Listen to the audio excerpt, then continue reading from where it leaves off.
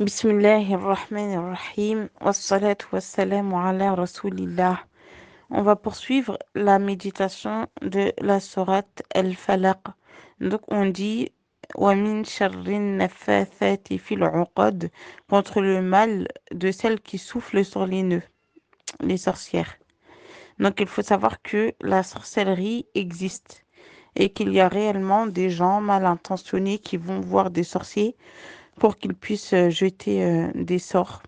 Donc ils font des nœuds, ils soufflent dessus en disant des choses, en citant le nom de telle ou telle personne. Ils font ça pour désunir une femme et son mari, pour empêcher d'autres personnes d'avancer dans leur vie, d'être bloquées, etc. Donc c'est une réalité et on cherche la protection auprès d'Allah, qui est le plus grand et le maître de tout l'univers, contre la sorcellerie. Donc n'oublions pas qu'Allah est garant de toutes choses et qu'il est le plus grand et le plus fort et le plus puissant et que les magiciens ne réussiront pas où qu'ils se trouvent.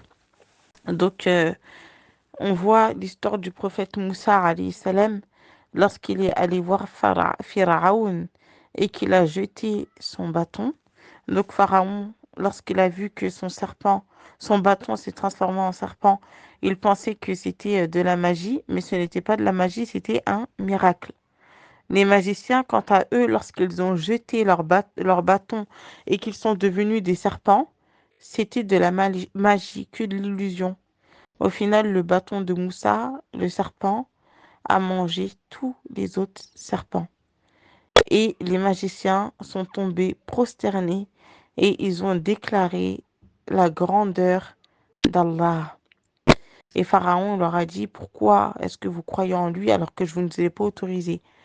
Et il a dit qu'il allait les crucifier, qu'il allait couper leurs mains et les jambes opposées. Mais tellement ce qu'ils avaient vu, ça dépassait l'entendement. Ils ont su que Moussa alayhi salam n'était pas un sorcier, mais qu'il était réellement un prophète, car personne ne pouvait faire un tel miracle. Ils savaient que eux, ce qu'ils faisaient, ce n'était que de l'illusion, ce n'était que de la magie. Mais à Allah appartient les miracles. Donc plaçons notre confiance en Allah. Si une personne est touchée par ces épreuves-là, qu'elle se réfugie auprès d'Allah, qu'elle se réfugie dans le Coran, qu'elle soit assidue à ses invocations du matin et du soir, et qu'elle se dise que les sorciers ne réussiront pas où qu'ils se trouvent, et que c'est Allah, lui, qui est capable de tout, et que sans sa permission, personne ne peut rien. وَمِن شَرِّ حَاسِدٍ إِذَا حَسَدَ, et contre le mal de l'envieux quand il envie. Donc lorsque l'envie se manifeste. On sait aussi que la jalousie, c'est une maladie qui est très répandue. Et avant même qu'on puisse parler de la jalousie, je vais parler de l'acceptation du destin, qu'il soit bon ou mauvais. Soyons des serviteurs d'Allah qui arrivons à accepter ce qu'il nous donne quand il nous le donne. Souvent, on fait des plans dans nos têtes et quand tout ne se passe pas comme on avait prévu, mais on va se courroucer contre Allah et on va pas comprendre pourquoi on n'a pas telle ou telle chose. Et petit à petit, avec les ouest-ouest du diable, on va commencer à regarder ce que les autres ont et on va avoir cet œil envieux, jaloux, où on voudrait que leur bien disparaisse et qu'il nous soit attribué. Que chacun se concentre sur sa situation, car Allah a donné à chacun des bienfaits indénombrables. Et si vous comptez les bienfaits d'Allah, vous ne saurez pas les dénombrer. Souvent, on va se concentrer, on va se dire, mais pourquoi un tel a la ci, un tel a la ça? Mais il faut savoir que ce que les gens ont, ce n'est pas une finalité en soi. Le plus important, c'est la foi. Il y en a qui pleurent parce qu'ils n'ont pas de mari, et il y en a qui pleurent parce qu'elles ont un mari. Il y en a qui pleurent parce qu'ils n'ont pas d'enfant, il y en a qui pleurent parce qu'elles ont un enfant. Il y en a qui pleurent à cause de leur travail, pendant que d'autres pleurent parce qu'elles n'ont pas de travail. Il y en a qui pleurent parce qu'ils n'ont plus leurs parents, et il y en a qui pleurent parce qu'ils ont leurs parents. Donc, toutes les choses, en fait, ce ne sont pas une finalité en soi, Mais il faut regarder la foi. Le plus important, c'est la foi. On peut posséder tous les biens du monde. Et au final, ça peut nous ramener tous les problèmes du monde. Et comme on peut les posséder, ça va nous ramener aussi un grand bonheur. Rien n'est figé. Telle situation n'est pas forcément à envier. On ne sait pas, chacun a ce qu'il a. Allah, il nous donne et il sait qu'il y a une sagesse derrière. Et aussi, lorsqu'Allah il nous donne des bienfaits, on ne lui dit pas pourquoi est-ce qu'il nous a donné des yeux qui voient si bien, pourquoi est-ce qu'il nous a donné des oreilles qui entendent si bien, pourquoi est-ce qu'on a un cerveau.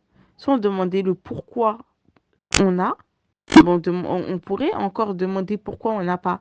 Mais à partir du moment où ce que l'on a, on ne dit pas pourquoi, et que pour nous, c'est comme si c'était légitime, mais c'était un dû.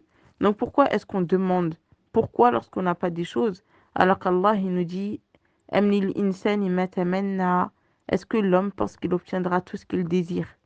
Il y a des choses que tu voudras, mais que tu n'auras pas. Parce que le paradis ne se trouve pas sur cette terre. Le paradis se trouve dans l'au-delà. وَمَا عِندَ اللَّهِ خَيْرٌ وَأَبْقَى. Ce qui auprès d'Allah est meilleur et plus durable. لِلَّذِينَ آمَنُوا وَعَلَى رَبِّهِمْ يَتَوَكَّلُونَ. Pour ceux qui croient et qui placent leur confiance en leur Seigneur. وَالْآخِرَةُ خَيْرٌ وَأَبْقَى. Et l'au-delà est meilleur et plus durable.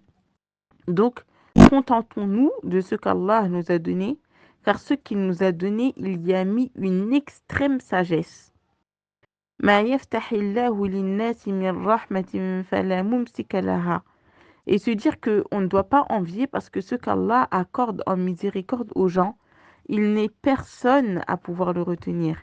Et ce qu'il retient, il n'est personne à le relâcher après lui. Et c'est lui le puissant, le sage. يا أيها الناس اذكروا نعمة الله عليكم. Ô vous les gens, rappelez-vous le bienfait d'Allah sur vous. Donc il nous a donné tellement de bienfaits que normalement quand on se concentre dessus, on est plus occupé à le remercier plutôt qu'à lui demander pourquoi est-ce qu'il nous a pas donné telle ou telle chose. Et Allah, il nous dit وَلَوْ بَسَطَ اللَّهُ الرِّزْقَ لِعِبَادِهِ لَبَغَوْا فِي الْأَرْضِ. Si Allah avait étendu ses largesses à tous ses serviteurs, ils auraient commis des excès sur la terre. Mais il donne avec juste mesure à qui il veut, car il est parfaitement clairvoyant sur ses serviteurs. Donc, il y a certaines personnes, si Allah il nous avait donné trop d'argent, on aurait peut-être été injuste. S'il nous avait donné peut-être tel ou tel bien, on ne sait pas.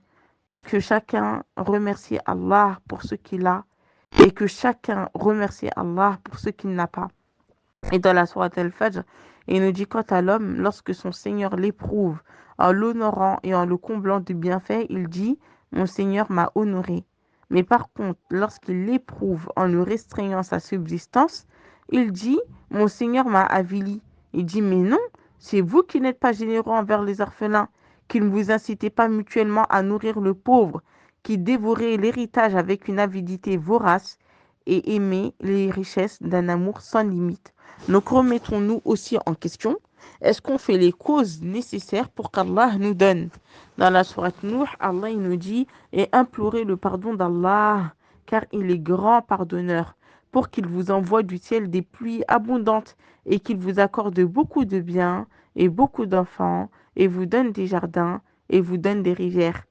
Combien d'entre nous est-ce qu'on passe des semaines sans faire du istighfar, sans demander pardon à Allah pour tous les péchés que l'on a fait, mais par contre on arrive à lui dire que pourquoi tu me donnes pas beaucoup de biens, pourquoi tu ne me donnes pas beaucoup d'enfants? Combien d'entre nous est-ce qu'on se lève au dernier tiers de la nuit et qu'on demande à Allah de nous donner? Et pourtant, on va voir les autres qui ont, on va dire ah pourquoi ils ont, mais peut-être que eux ils se lèvent la nuit pour prier qu'Allah leur donne. Donc, il ne faut pas simplement aussi que envier les situations. Peut-être qu'il y a des gens qui font des actes d'adoration en secret entre eux et Allah, et c'est pour ça qu'il leur donne. Et peut-être que nous, il y a certaines choses qu'on ne fait pas, et c'est pour ça qu'il ne nous donne pas aussi, ou peut-être qu'il n'y a pas notre bien dedans. Mais faisons les causes nécessaires. Ne nous consacrons pas simplement sur les finalités de la vie d'ici-bas, mais voyons plus loin que cela. Qu'Allah nous facilite, qu'il nous comble de ses bienfaits et qu'il nous accorde à tous le paradis. Je vous souhaite une très bonne soirée et je vous dis à demain, Inch'Allah.